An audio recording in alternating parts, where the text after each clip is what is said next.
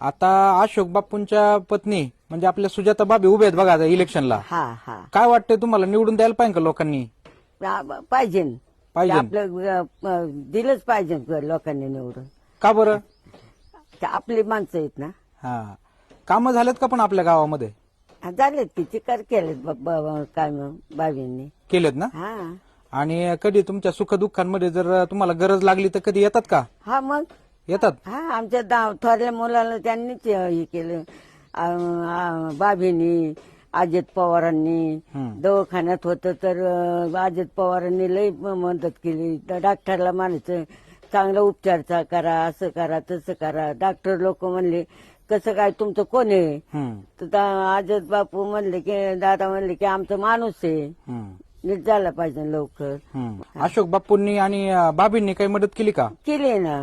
केली. हा मग त्यांची तर मदत आहे आम्हाला.